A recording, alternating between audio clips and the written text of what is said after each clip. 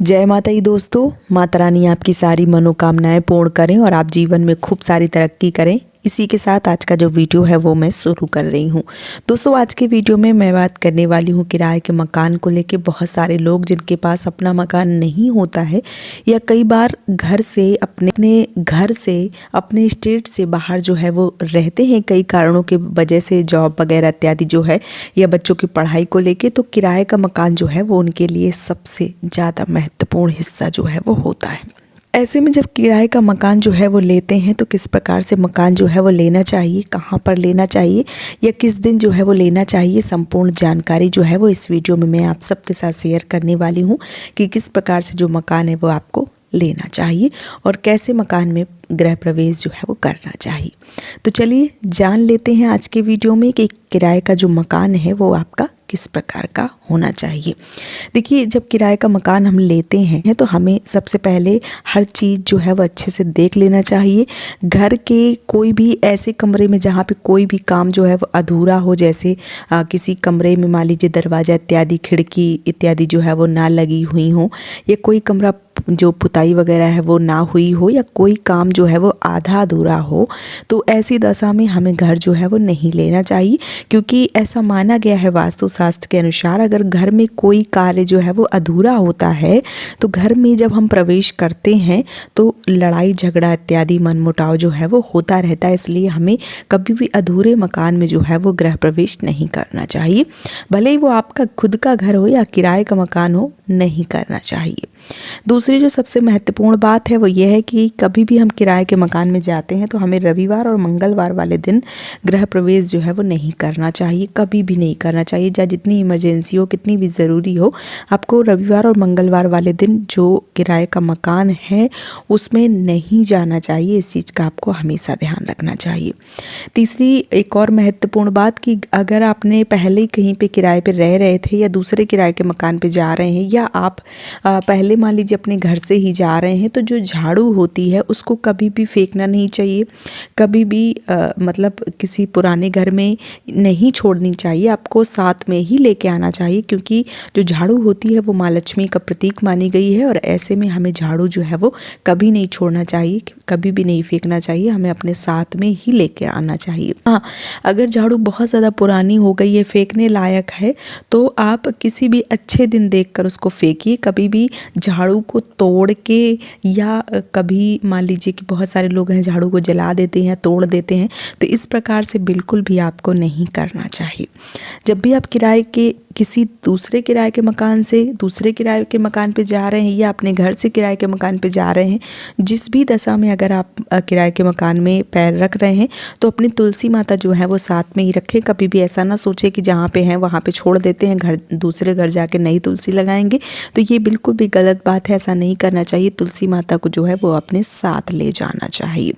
साथ ही साथ जो भी गृह प्रवेश कर रहे हैं, किराए के मकान में जा रहे हैं, उनको जब भी गृह प्रवेश करें, जब भी आप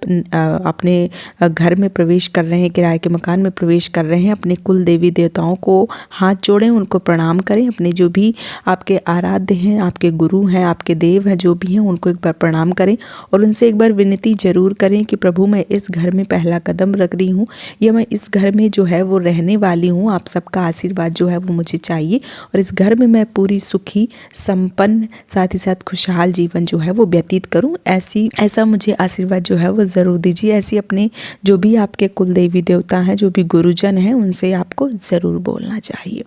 साथ ही साथ अपने क्षेत्र का चयन जरूर कर लें। कहीं ऐसी जगह पे मकान न लें कि बहुत ज़्यादा सोना हो, सन्नाटा हो, एक तरफ से दूर दूर तक कहीं भी कोई मकान ना हो, या घर के आसपास मंदिर ना हो, ऐसे किराए के मकान को नहीं लेना चाहिए। साथ ही साथ अगर आप वास्तु शास्त्र के हिसाब से जानते हैं या थोड़ा सा पंडित जी से बात करते हैं और थोड़े लंबे समय के लिए ले रहे हैं, तो एक बार अपने पंडित जी से, जो भी आपके पंडित जी हैं, उनसे एक बार दिखा के उसके बाद ही किराए का मकान जो है वो लेना चाहिए। कई बार बहुत सारी चीज़ें जो हैं वो किराए के मकान में होती हैं, ये पहले जो रह के जाते हैं वो भी बहुत सारी चीज़ों का सेवन इत्यादि करते हैं, या मान लीजिए कि बहुत ऐसे कार्य हो जाते हैं जो नहीं होने चाहिए, और जब हम उस मकान में रखते हैं तो क्योंकि जो घर का आसपास का वातावरण है वो वैसे ही होता है, और जब हम उस घर में प्रवेश करते हैं तो हमारे ऊपर भी नकारात्मक शक्तियाँ जो है वो प्रवेश करती हैं, और जो हम नहीं चाहते हैं वो भी हमारे साथ होने लगता है।